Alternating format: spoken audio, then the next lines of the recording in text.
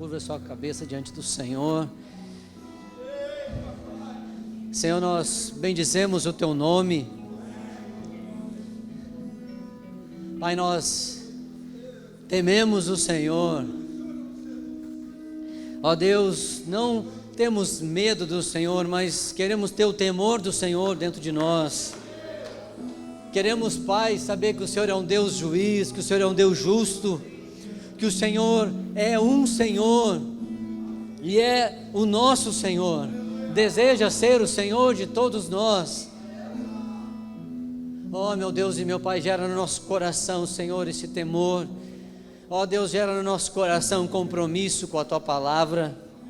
Gera, Senhor, no nosso coração desejo, Deus, e quando não tivermos desejo, que a obediência fale mais alto, Deus, dentro de nós, para que venhamos a caminhar na direção da obediência, na direção, Senhor, de cumprirmos aquilo que a Tua Palavra nos ensina, porque o Senhor diz que uma pessoa sábia é aquela que ouve a Tua Palavra e a pratica. Não somente aquele, Senhor, que ouve, mas aquele que ouve a Tua Palavra e a pratica. Pai, em nome de Jesus, eu estou sedento pelo Senhor nesta noite. Eu creio que cada um que está aqui nesta noite também está sedento pelo Senhor. Ó Deus, eu creio que nós só recebemos da parte do Senhor quando realmente estamos com o coração desejoso. Ó Deus, quando realmente, Deus, nos olhamos para dentro de nós e vemos que somos uma terra que precisa ser encharcada, que somos uma terra, Deus, que não está molhada o suficiente, que somos uma terra, Deus, que carecemos, ó Deus, da mão do Senhor, da água do Senhor. Pai, em nome de Jesus, apesar de mim, fala, Deus, conosco nesta noite. Ó Deus, tenha misericórdia da minha vida, das nossas vidas, e fala aquilo que o Senhor deseja falar, ó Deus, para que esta noite seja uma noite edificante para cada um de nós, ó Deus. Em nome de Jesus eu repreendo, Senhor, toda ação do inimigo.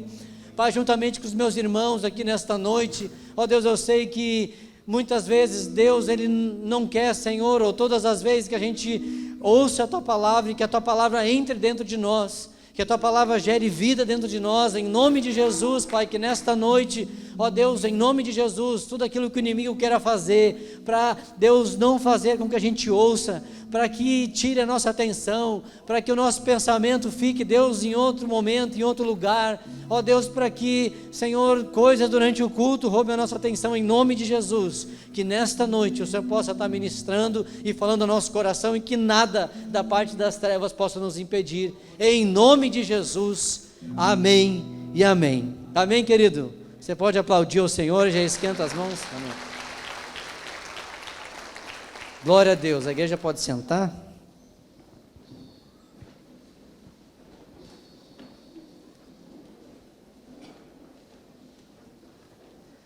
Amém, queridos? Os conectados podem passar lá, que a irmã me lembrou ali. Glória a Deus. Estão com frio, irmãos? Quem que não está com frio aí? Não está assim, tipo, morrendo de frio, assim, Ó, o João não está ali, tem uns, geralmente, também não está. Eu ia brincar que tem uns irmãos que são meio machão, assim, né? Mas tem umas irmãs também que são fortes aí, que aguentam o negócio. Tem irmão que começou a botar uma manga comprida, né? Nessa época, assim, começaram a botar uma manga comprida. Tem bastante brincadeira rolando aí, quem tem WhatsApp recebe umas pessoal tomando banho. Me mandaram esse dia o cara com uma cadeirinha de praia, assim, não sei se alguém viu, o camarada lá, acho que só de bermudinha, assim, tipo, vamos supor, hoje de manhã, ontem de manhã, o cara só de bermudinha, assim, tomando chimarrãozinho, né? Esse cara é gaúcho mesmo, né, cara? Esse é machão mesmo para aguentar. Mas como muitos aqui, a grande maioria, eu também estou com frio, então vocês podem ficar tranquilos que a gente não vai até as 10 hoje, tá? Vamos ficar aí dentro da média do que está sendo pregado, mas se você sentir muito frio, balança um pouco aí os braços e tal, mexe as mãos, né? Dá uma movimentada para que você não venha congelar aí no seu lugar. Amém, queridos? Amém. É uma bênção sempre quando o pastor me convida para trazer uma palavra, me sinto muito honrado por eles.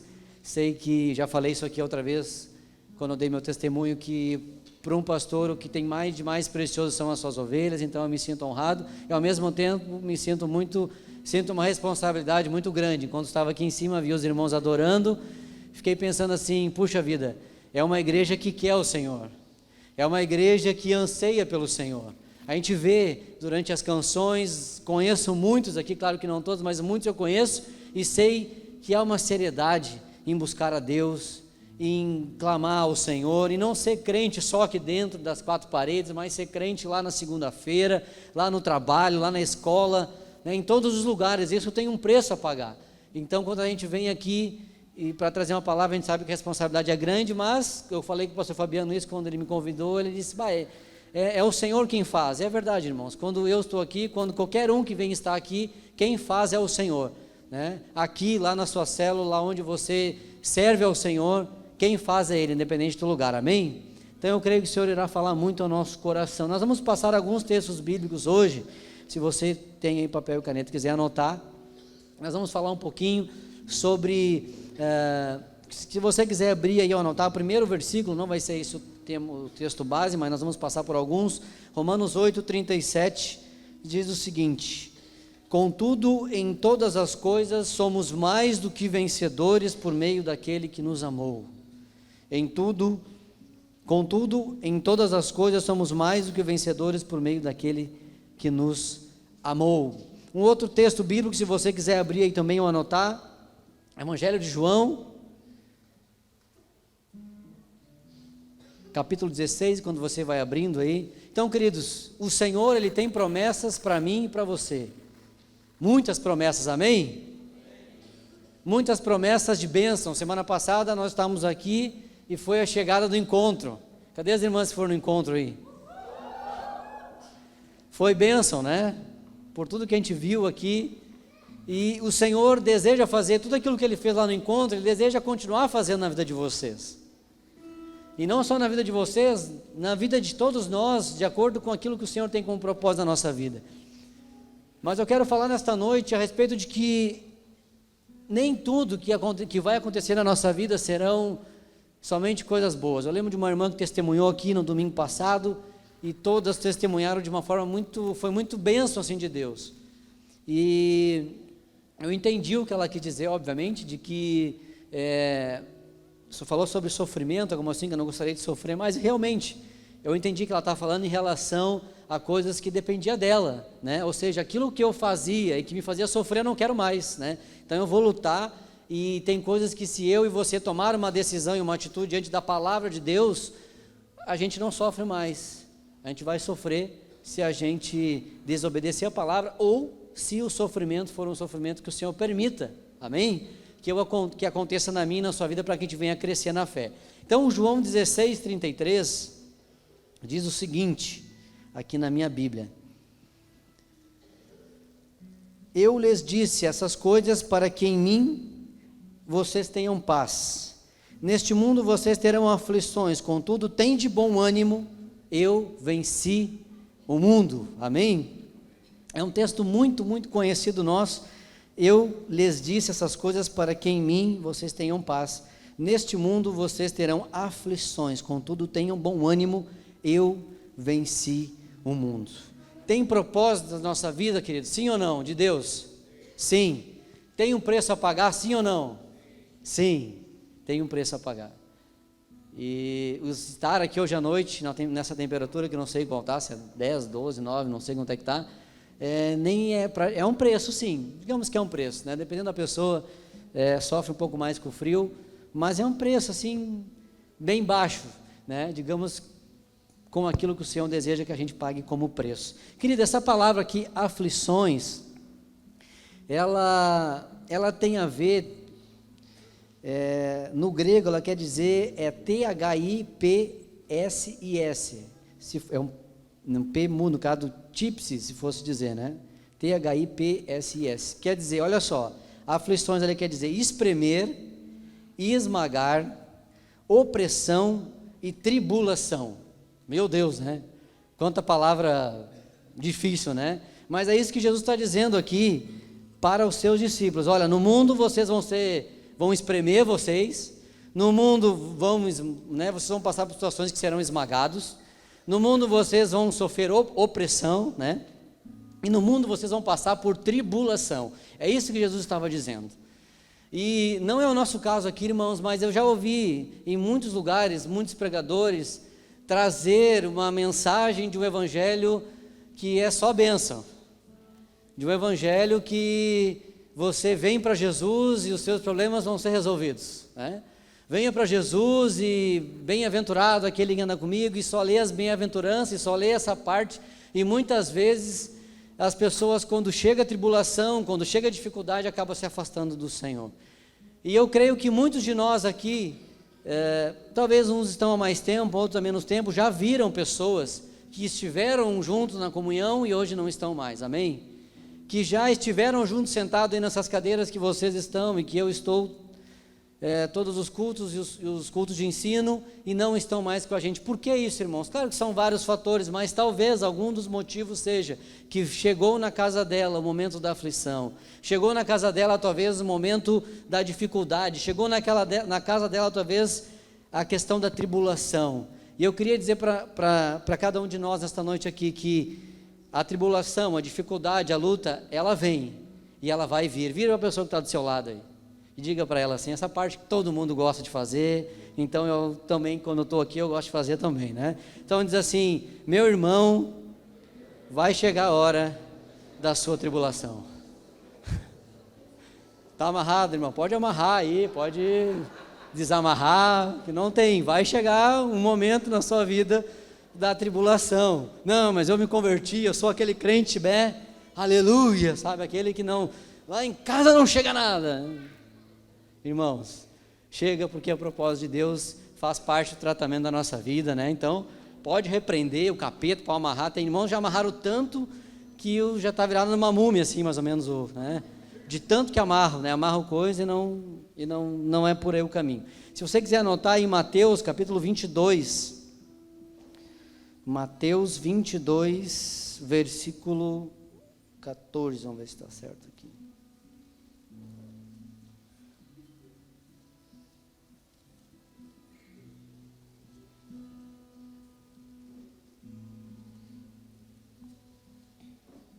Bem rapidinho, bem conhecido o versículo. Portanto, muitos são chamados, mas poucos são escolhidos, né? Então, a diferença daquele que vai permanecer e daquele que vai desfrutar do propósito de Deus, que vai chegar ao final, a caminhada de fé não premia a pessoa que chega em primeiro, mas premia aquele que chega até o final.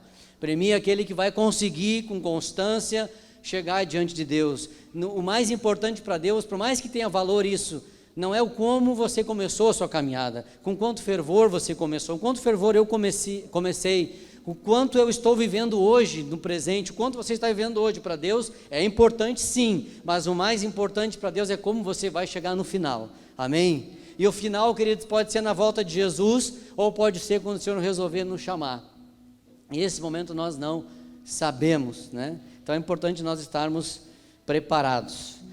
Eu queria que você, se você quiser também abrir aí bem rapidinho, ou só anotar, nós vamos falar um pouco hoje de uma história de um homem chamado Elias, e ele foi citado em Tiago, no capítulo 5, no versículo 17, Tiago 5, 17,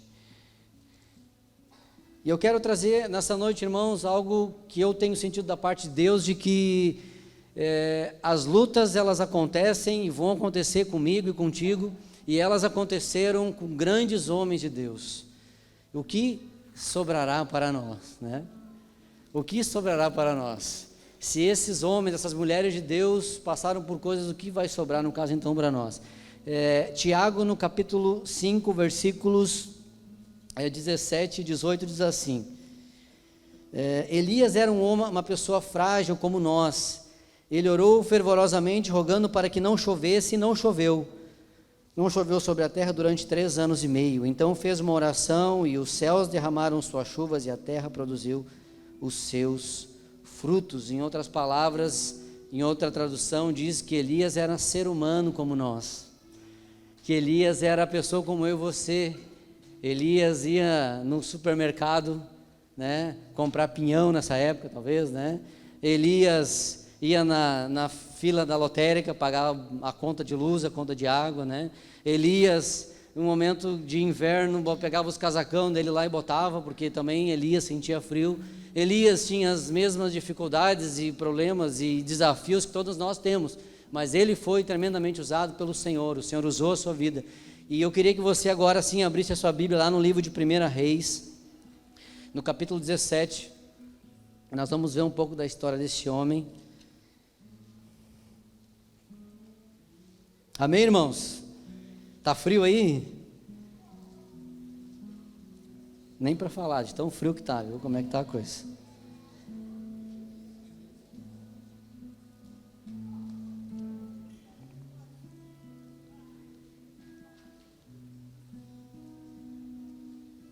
Nós vamos ver a história, e muitos aqui conhecem essa história, já sabem dessa história, mas a palavra de Deus, toda vez que ela é lida, que a gente vai para meditar, o Senhor sempre tem algo a nos ensinar, e eu vou tentando aqui ser o mais objetivo possível, para a gente não demorar muito. São alguns textos bíblicos. 1 Reis 17, do versículos 1 ao 7, eu vou ler ali.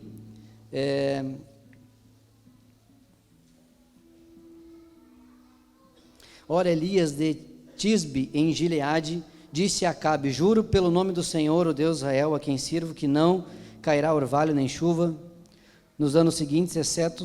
Deixa eu só ver aqui, acho que eu anotei esse aqui errado. É um pouquinho antes ali.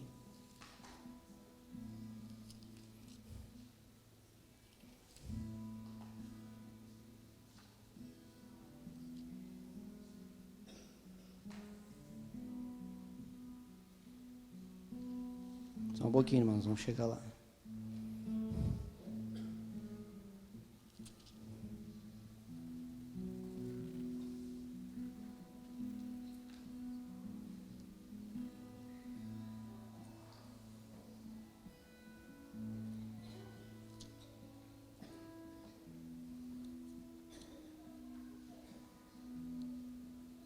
Vamos lá então. Tá certo, aqui no capítulo 16, ali um pouquinho antes, ali no caso, tá?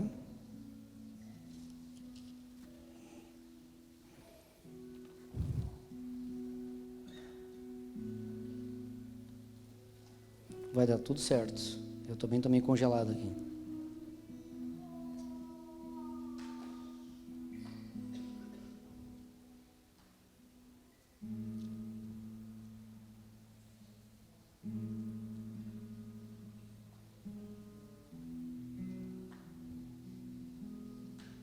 Beleza, versículo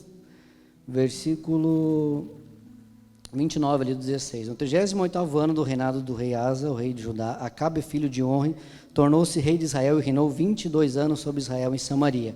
Acabe, o filho de Onri, fez o que o Senhor reprova mais do que qualquer outro antes dele. Ele não apenas achou que não tinha importância de cometer pecados de Jeroboão, filho de Nebate, mas também se casou com Jezabel, filha de Etabal, rei dos Sidônios, e passou a prestar culto a Baal e adorá-lo no templo de Baal, que ele mesmo tinha construído em Samaria.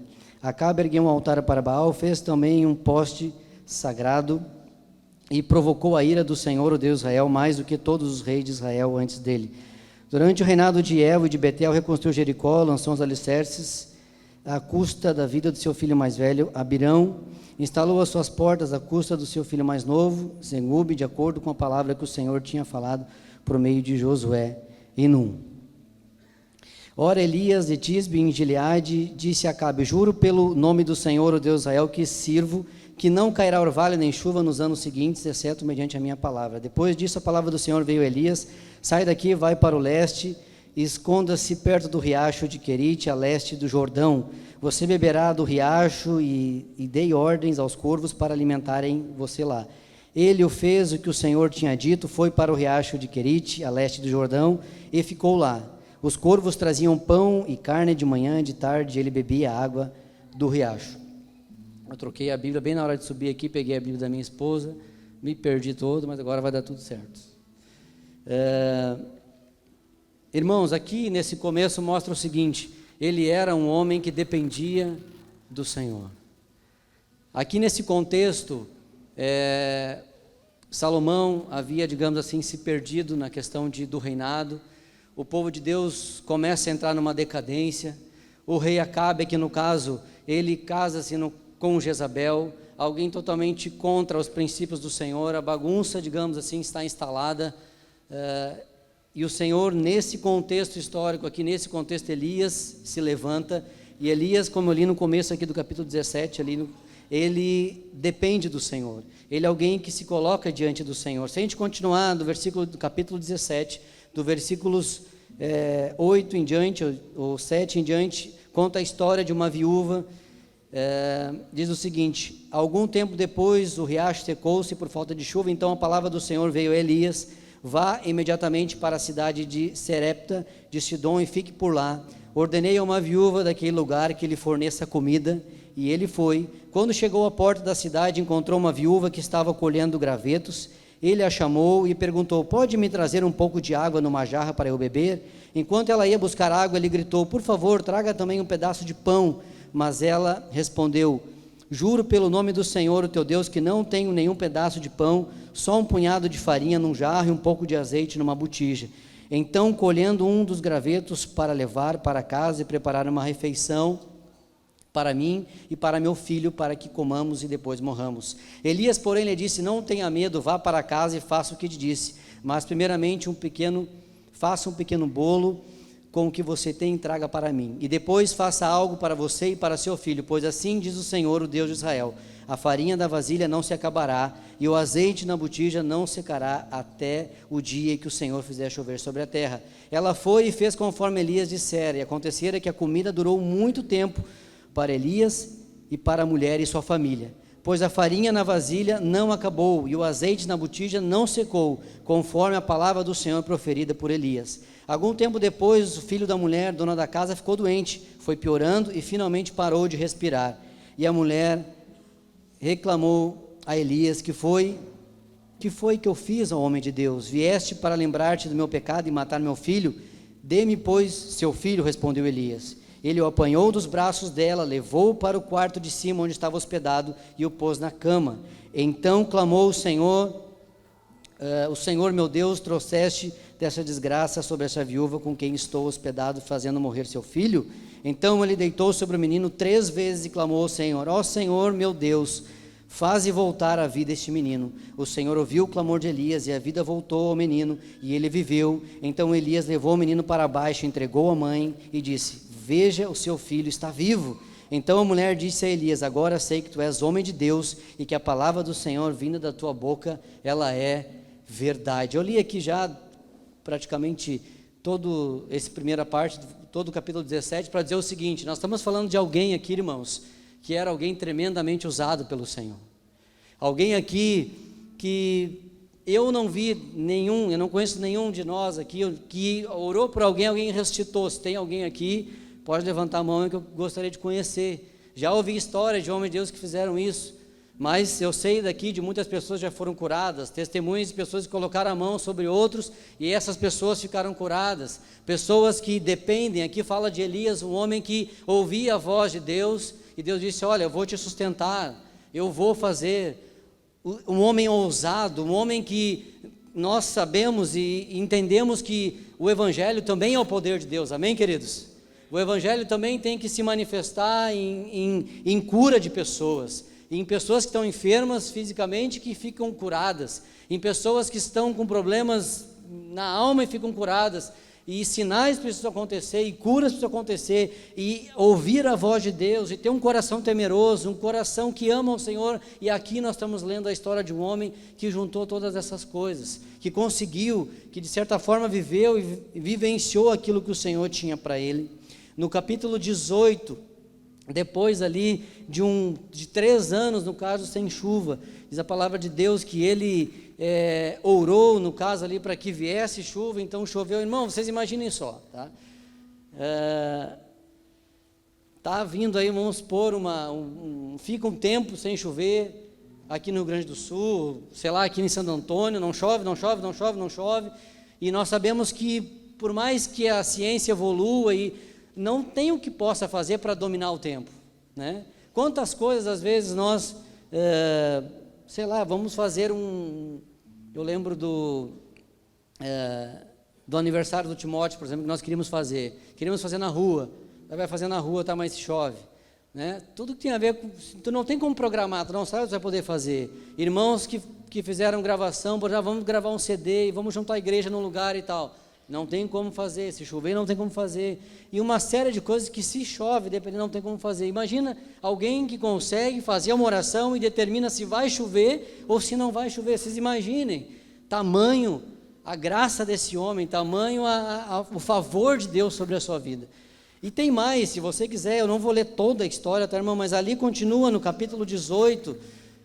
No capítulo 18, ele se levanta, no caso, em nome do Senhor, como profeta do Senhor, para se levantar contra, no caso ali, os profetas, contra os profetas de Baal. 18 no versículo 20, vamos ver aqui. Diz ali: Acabe convocou então todo Israel e reuniu os profetas no Monte Carmelo. Elias dirigiu-se ao povo e disse: Até quando vocês vão oscilar para um lado e para outro? Se o Senhor é Deus, sigam-no, mas se é Baal, Deus, sigam-no. O povo, porém, nada respondeu. Disse então Elias: Eu sou o único que restou dos profetas do Senhor, mas Baal tem 450 profetas. Tragam 2 novilhos, escolham um, cortem-no em pedaços e ponham sobre a lenha, mas não acendam o fogo. Eu prepararei outro novilho e colocarei sobre a lenha, e também não acenderei. O que Elias fez? Ele, de certa forma, lançou um desafio para aquele outro Deus, para aquele outro povo que acreditava em outros deuses, e disse: olha, se o Deus de vocês é real, nós vamos fazer o seguinte, nós vamos colocar aqui os animais para o sacrifício, e se descer do céu, no caso fogo, e consumir o que descer, vai ser o Deus verdadeiro, vai ser o Deus real. Então ali do versículo 20 até o versículo 23, ele lança, no caso, esse plano, e eles entendem, e eles acham, então disse todo o povo: o que você disse é bom. Eles estavam confiantes que aquela aposta que estava sendo feita iria acontecer, e estava tudo certo.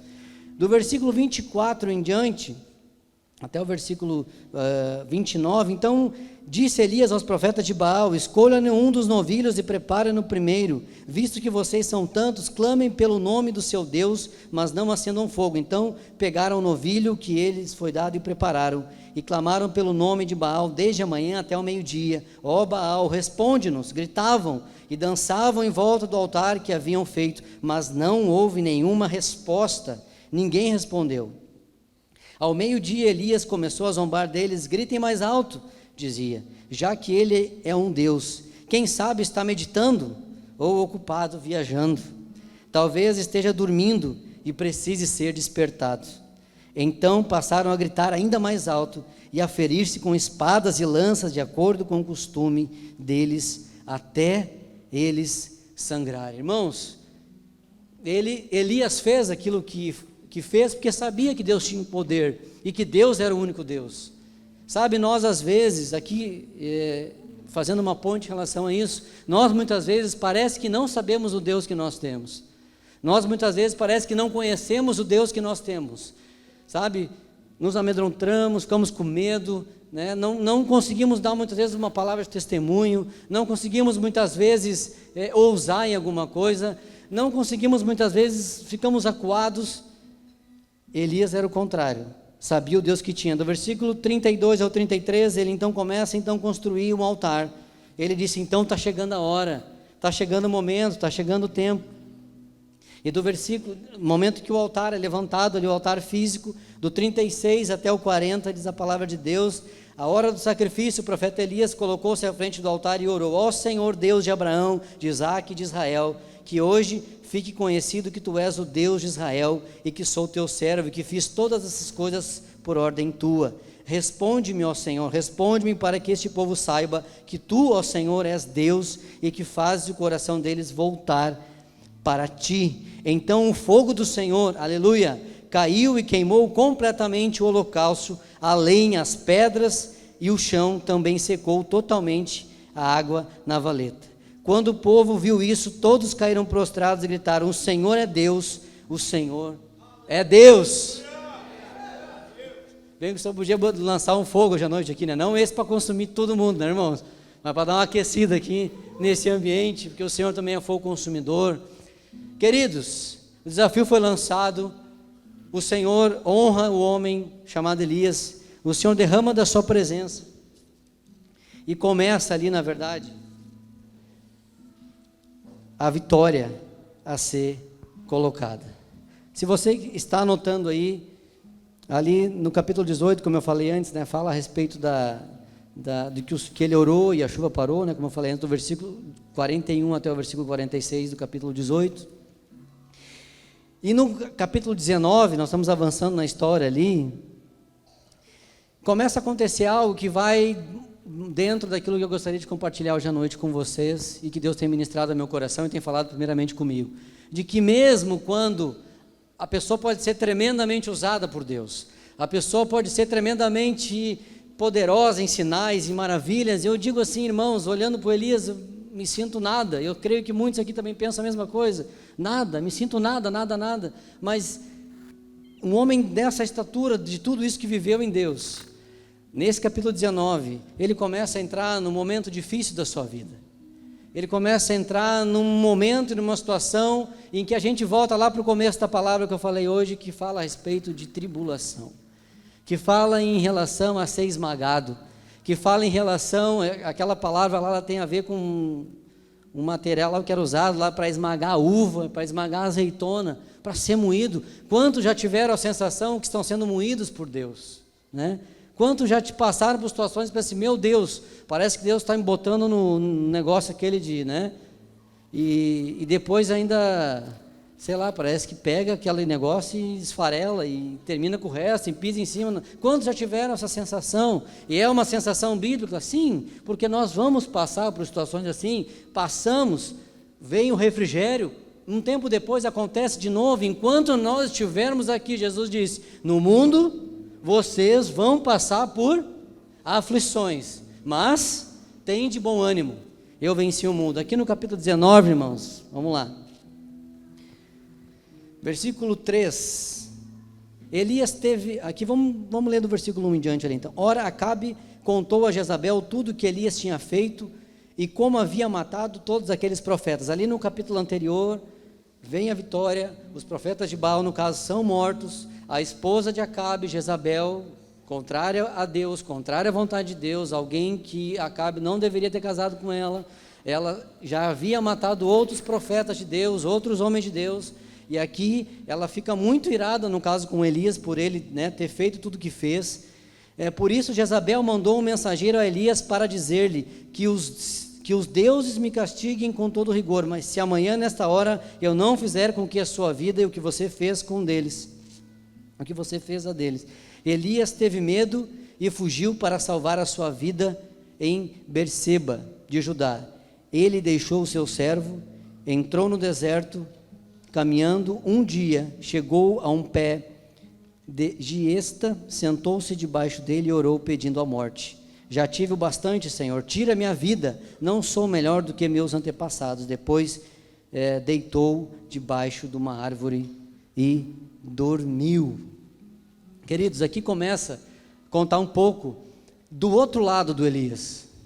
Aqui começa a contar um pouco, não de um super-homem, mas de um homem que o Tiago fala lá no Novo Testamento, de um homem no sentido de ser humano como eu e você. Alguém que tem dores, alguém que tem frustrações, alguém que tem desânimo, alguém que sente frio, alguém que tem todas as dificuldades que todos nós passamos. E diz a palavra ali, queridos, que ele começou a ficar tremendo, ele começou a ficar com medo. Diz a palavra ali que ele se levantou e foi embora. Cara, ele ficou com medo, ele começou a perceber você não pensa assim, puxa, será que parece que é outro Elias, né? Como assim? Aquele Elias que enfrentou lá os profetas de Baal, aquele Elias que teve coragem de orar para que aquele azeite multiplicasse, aquele Elias que teve tanta ousadia e tanta coragem, agora diante de uma ameaça, ele foge, diante de uma ameaça, ele se levanta e vai embora. E mais, irmãos, ali adiante diz o seguinte, versículo 13 em diante, do 4, né? Entrou no deserto caminhando um dia, chegou a um pé, no caso de uma árvore ali, sentou-se debaixo dele, orou e pedindo a morte. Ele diz o seguinte, já tive o bastante, Senhor, chega. Elias chega ao ponto de dizer, chegou, basta, para mim eu não quero mais. E aqui, queridos, fica claro que que ele estava passando pelo seu momento de tribulação. Ele estava passando pelo seu momento de dificuldade, porque ninguém, irmãos, está super bem no momento e no outro momento está super mal pedindo a morte. Aqui, Elias estava no fundo do poço, no sentido da situação que ele estava passando nesse momento. Você consegue imaginar alguém pedindo a morte? Né? Alguém pedindo a morte, irmãos. Talvez tem pessoas no nosso meio aqui que já pediram isso, dizem, eu não quero mais viver. Eu não quero mais, eu cheguei no limite, eu cheguei no fim. Para mim não tem mais jeito. Isso é muito mais comum do que a gente imagina, irmãos. Ainda hoje acontece. Ainda hoje acontece com pessoas, às vezes, que já conheceram a palavra, ou que conhecem a palavra de Deus, e que passam por situações assim. E aqui fica claro algo. Ele diz ali, não sou, no versículo ali, não sou melhor do que meus antepassados. Aqui, querido, fica claro que ele tinha também algo na sua alma. Existia algo na vida de Elias, né? Existia uma dor na sua alma, existia talvez uma doença na sua alma, existia algo dentro dele que ele precisava ser curado e que ele precisava de socorro do Senhor. Amém, queridos? Se você quiser anotar aí também, tá? Nós vamos voltar para esse texto aqui, mas se você quiser anotar, depois a gente volta para cá rapidamente. Lucas capítulo 15.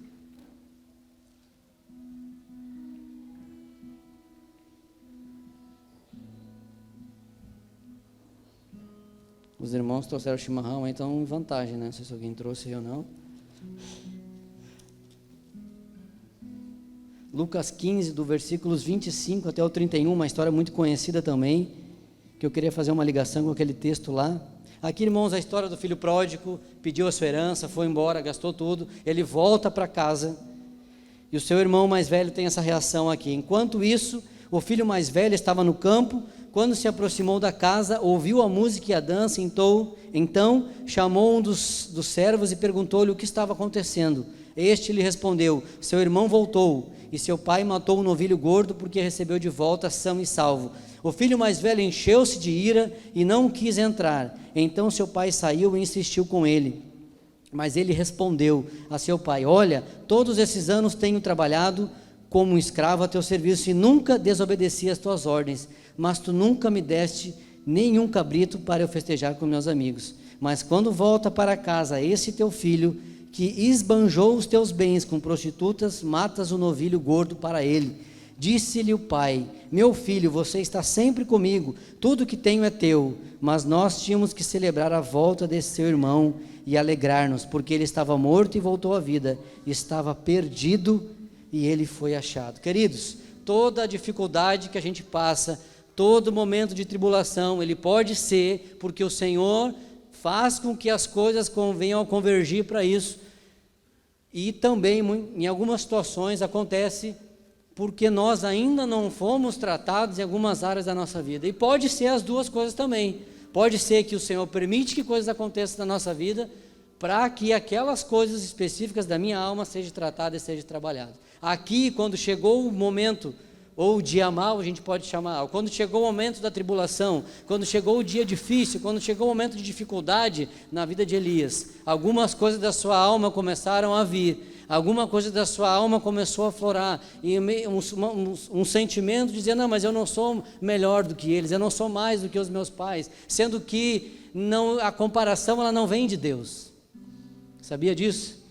Para você se mexer um pouquinho, diz a pessoa que está do seu lado aí, a comparação não vem de Deus, irmãos. Amém? Você é você, você é único, você é exclusivo, você é especial para Deus. Então Deus não quer que você fique se comparando com o seu discipulador, que você fique se comparando com o seu pastor, que você fique se comparando com o seu pai, com a sua mãe, no sentido de trazer um peso sobre a sua vida e uma responsabilidade que Deus não quer que você tenha, porque isso vai fazer você adoecer. Isso vai você olhar para um lugar que Deus não quer que você olhe. Ele quer que você olhe para o propósito que Ele tem para a minha e para a sua vida. Amém, queridos? Para aquilo que Ele tem como plano e como propósito. Quando a gente volta, então, antes de voltar lá para Reis, o irmão do filho pródigo tinha um problema na sua alma. Um problema de falta de comunhão com seu pai. talvez uma falta de entender, de que ele pertencia ao seu pai, irmãos, ele estava dentro da casa de seu pai, e não conseguia desfrutar da bênção, da graça, do abraço, do carinho, das comidas, das coisas que tinham na sua casa. Isso muitas vezes acontece, irmãos. Sim, muitas vezes estamos passando por situações difíceis, estamos passando e não conseguimos nos libertar, não conseguimos ser curados, não conseguimos, e aí esse dia mal ele vai se estendendo, e a gente tem dificuldade em conseguir sair. O caso de Elias, irmãos, tem um final feliz, mas muitos casos às vezes não tem. A tribulação muitas vezes mata, no sentido de a pessoa não consegue sair daquele momento e daquela coisa difícil que ela está vivendo. Amém, irmãos? Para a gente avançar, então, voltando lá para Reis, no versículo 7 de capítulo 19, diz o seguinte: o anjo do Senhor voltou, tocou nele e disse: levanta-te e coma, pois a sua viagem será muito longa. Queridos, o Senhor nunca desiste de nós. Ele vai lá onde ele está e dá um recado para ele. Versículo 9: ali entrou numa caverna e passou a noite. A palavra do Senhor veio a ele: o que você está fazendo aqui, Elias? O Senhor, mais uma vez, ele vem ao nosso encontro. Quando eu e você estivermos no dia da tribulação, e você vai estar lá com dificuldade na sua família, talvez, com um problema no seu trabalho, com uma questão a resolver dentro de você, com crise, irmãos. Quem nunca teve uma crise espiritual aqui? Deus me ama, Deus não me ama, Deus vai cumprir o propósito, Deus não vai cumprir o propósito, e a gente fica naquele negócio, o que vai acontecer, o que não vai acontecer, né? Deus, ele vai vir e vai falar com você, ele vai insistir em você, ele vai mandar alguém para falar com você, ele vai te sustentar, porque uma característica da tribulação que Deus permite não é para a sua morte, é para que você cresça, é para que eu cresça, e para que a gente avance no reino de Deus. Amém, queridos? Versículo 10 de 19 ali: e ele respondeu: tenho sido muito zeloso pelo Senhor, o Deus dos exércitos. Os israelitas rejeitaram a tua aliança, quebraram os teus altares, e mataram os teus profetas à espada. Sou o único que sobrou, e agora também estão procurando matar-me. Queridos, a resposta de Elias, ele diz para Deus aquilo que ele estava fazendo. Quando nós estamos num momento difícil, quando nós estamos num momento de dificuldade, o Senhor não quer que você comece a falar que nem uma metralhadora para ele, dizer: Senhor, mas eu estou servindo na obra, Senhor, mas eu estou indo nos cultos, mas Senhor, eu estou fazendo isso, Senhor, eu estou fazendo aquilo. Na verdade, queridos, aquilo que está acontecendo é por vontade de Deus. No caso aqui de Elias, era por permissão de Deus. Deus queria trabalhar na vida dele, Deus queria fazer algo na vida dele. A gente não precisa ficar se desculpando diante de Deus, ou dizendo um monte de coisa diante dele. A gente precisa simplesmente dizer: Senhor, eu estou aqui, eu estou mal, eu preciso de ajuda, eu preciso de que o Senhor me ajude a sair, essa tribulação não pode me matar, eu quero vencer, eu quero ir adiante, né? E uma das características que nos fazem a permanecer mais tempo na tribulação é que a gente traz para cima de nós a responsabilidade de sair dela, toda a responsabilidade. E não é toda a nossa responsabilidade de sair, nós precisamos da ajuda do Senhor. Ninguém sai de uma situação difícil, ninguém passa uma situação difícil sem a ajuda do Senhor. A gente precisa da ajuda dele, porque nós somos seus filhos, amém, queridos? Somos filhos do Senhor. Romanos 8, 28, todas as coisas cooperam para o bem daqueles que amam a Deus, daqueles que são chamados segundo o seu propósito. Então, isso que eu estou passando, Diogo, é propósito de Deus? Sim, irmão. Isso que você está passando, se você está procurando Jesus, se você está procurando se converter a cada dia, se você está se esforçando, isso que você está vivendo é propósito de Deus. Não pode. Não, isso aqui que eu estou passando não pode ser. Irmãos, é propósito de Deus, por mais difícil que possa ser, por mais que você não entenda, por mais que você não consiga entender. Versículo 11, irmãos, para a gente avançar aqui. O Senhor lhe disse: saia e fique no monte na presença do Senhor, pois o Senhor vai passar. Então veio um vento fortíssimo que separou os montes, esmigalhou as rochas diante do Senhor, mas o Senhor não estava no vento. Depois houve um terremoto, mas o Senhor não estava no terremoto. Depois do terremoto houve um fogo, mas o Senhor não estava nele. E depois do fogo houve um murmúrio e uma brisa suave.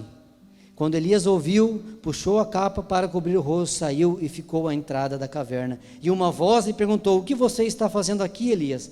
Ele respondeu: tenho sido muito zeloso pelo Senhor, o Deus dos exércitos. Os israelitas rejeitaram a tua aliança, quebraram os teus altares e mataram os teus profetas à espada. Sou o único que sobrou e agora também estão procurando matar-me. Elias gravou, um disco, ele repetia ali, falou a mesma coisa que ele tinha falado anteriormente, ele falou agora aqui também. Mas, queridos, o que esse texto me trouxe ao meu coração, e que eu já tinha meditado outras vezes, e muitos aqui sabem, o Senhor, Ele tem diversas formas de falar, e não tem uma regra. Tu está lá, eu estou lá na tribulação, eu estou lá nos dias difíceis, e a gente tenta pegar situações que aconteceram com outras pessoas, às vezes, e trazer para a nossa realidade. Queridos, não vai dar certo, porque Deus tem uma palavra específica para você, para você, para você e para mim. Naquela situação que tu está passando, você e eu, a gente precisa entender o seguinte: eu preciso ouvir aquilo que Deus tem para me dizer. Ah, mas com fulano aconteceu assim, mas como Deus quer que aconteça na sua vida? Vamos fazer de novo aquela coisa que todo mundo gosta? Diz para a pessoa que está do seu lado aí: você precisa ouvir o que Deus quer na sua vida. Diz aí para ela aí.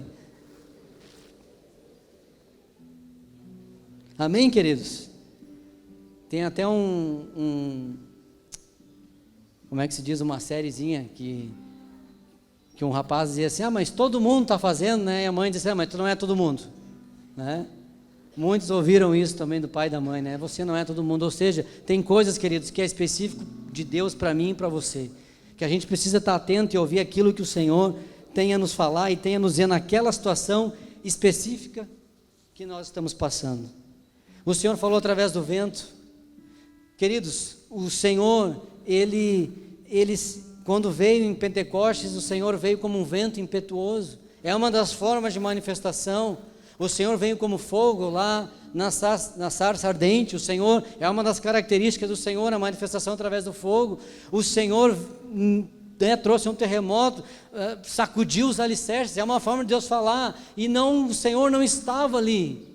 Quer dizer o quê, queridos? Deus quer, vou dizer de novo, intimidade comigo e contigo, não só durante a tribulação, mas principalmente nesses momentos, para você ouvir a sua voz e entender o que Ele quer te dizer naquela situação específica que você está passando. Queridos, eu muitas vezes gostaria muito que o meu discipulador me dissesse o que eu tenho que fazer em determinadas situações, porque seria muito mais fácil.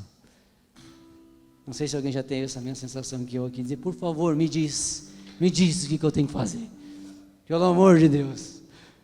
Discipular não acontece nada nessa coisa, no sentido de Deus, porque Deus quer o seguinte, Deus quer que eu vá lá para o meu tempo a sós. Deus quer que o tempo passe. Tem coisas que só o tempo vai trabalhar na minha e na sua vida.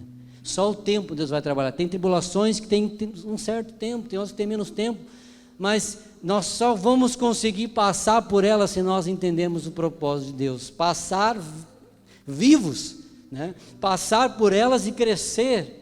Lembra que eu falei que a vontade de Deus não é que Elias ficasse lá na caverna lá: ai meu Deus, coitado de mim, estou aqui com esses corvos, que vida triste, ai meu Deus, agora a Jezabel quer me matar, Senhor, mas o que vai ser de mim, coitado de mim, E quantas vezes nós fizemos isso também na nossa vida: Senhor, esse, minha esposa, Senhor, esse meu marido, Senhor, esse meu discipulador, Senhor, esse meu colega de trabalho, Senhor, mas Deus, parece que não passa nunca. É o propósito de Deus, meu querido. É Deus trabalhando na minha e na sua vida, forjando. Quem disse para você que andar com Jesus é só coisa boa? Quem disse para você que você ia chegar, isso ia dizer: cheguei, me converti, aleluia. Meu irmão, quando tu te converte, no começo assim, todo mundo é perfeito, irmãos, todo mundo é perfeito.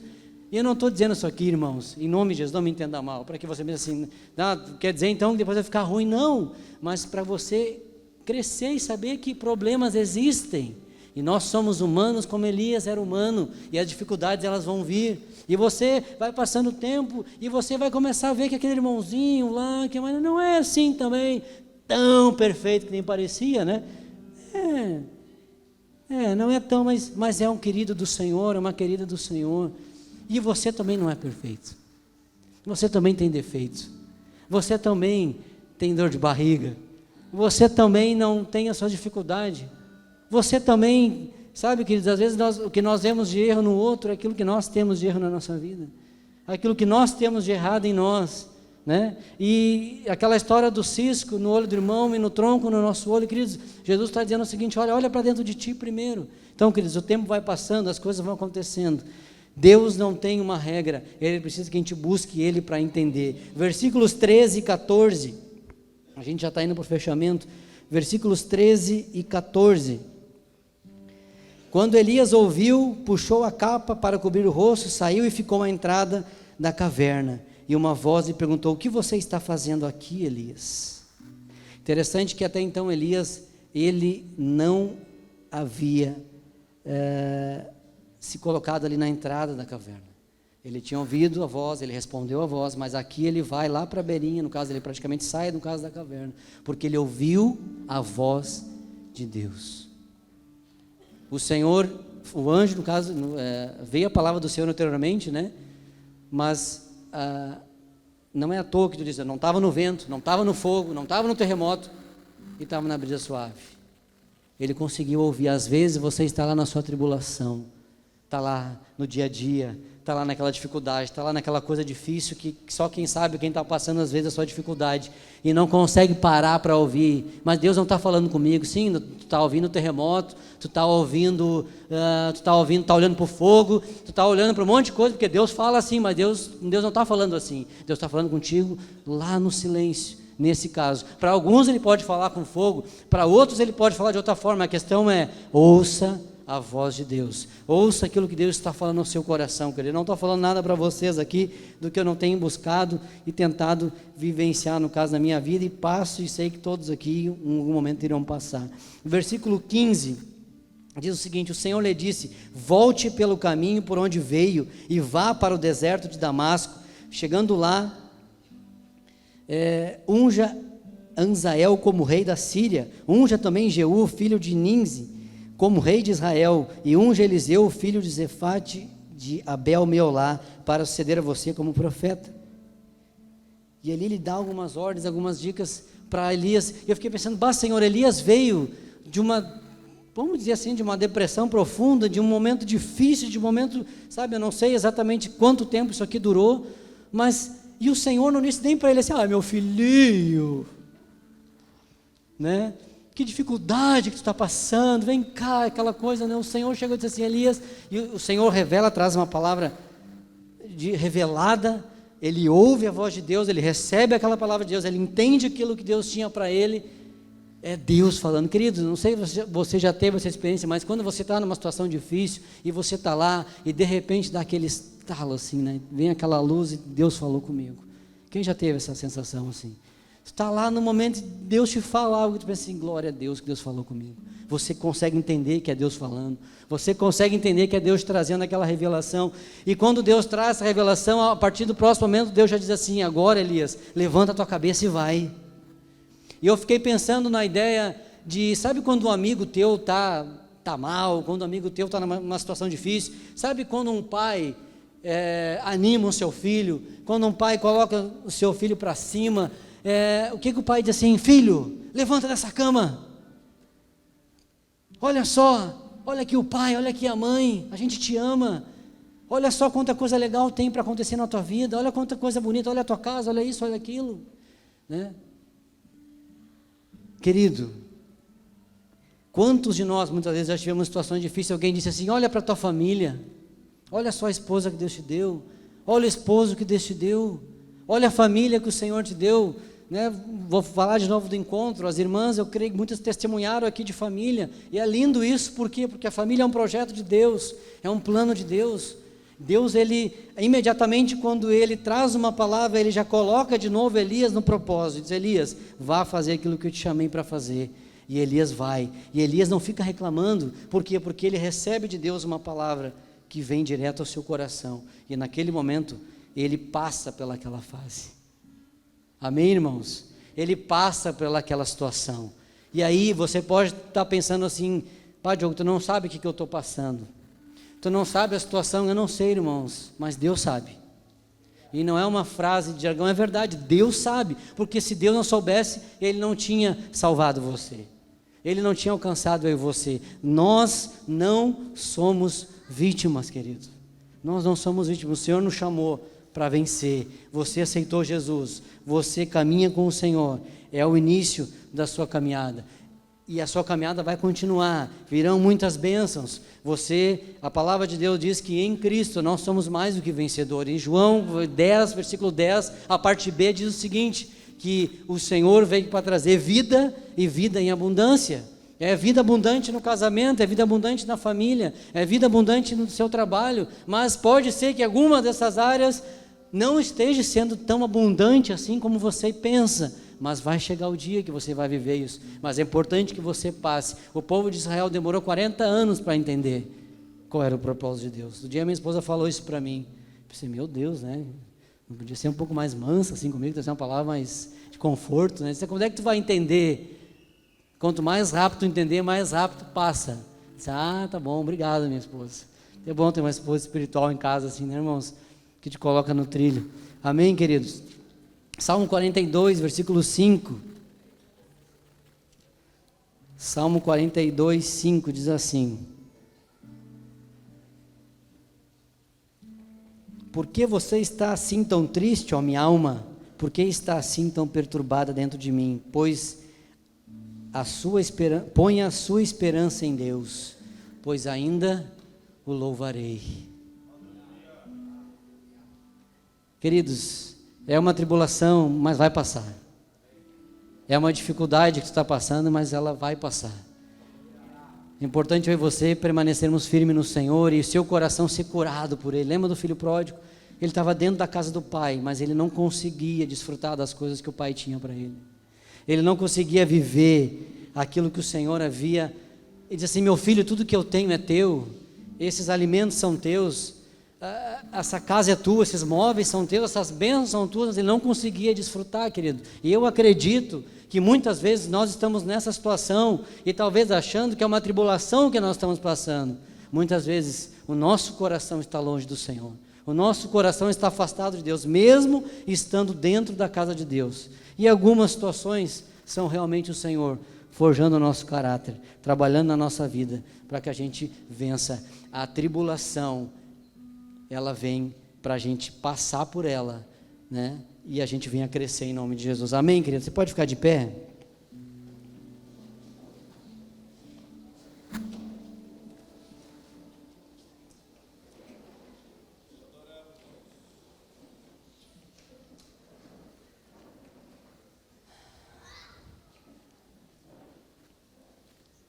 Glória a Deus.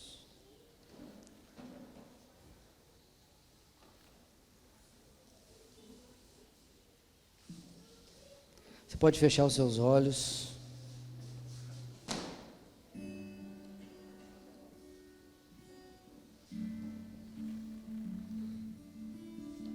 Queria que você fechasse seus olhos agora e colocasse seu coração diante do Senhor.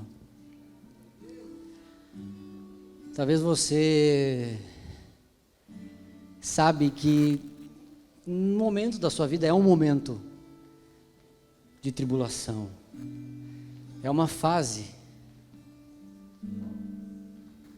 que você está passando, que você sabe que há algo de Deus ali na frente. Você está dentro da caverna agora. E você não entende muitas coisas, você está triste, não consegue entender, tem uma tristeza às vezes que você não sabe nem de onde vem. Você não consegue muitas vezes adorar o Senhor.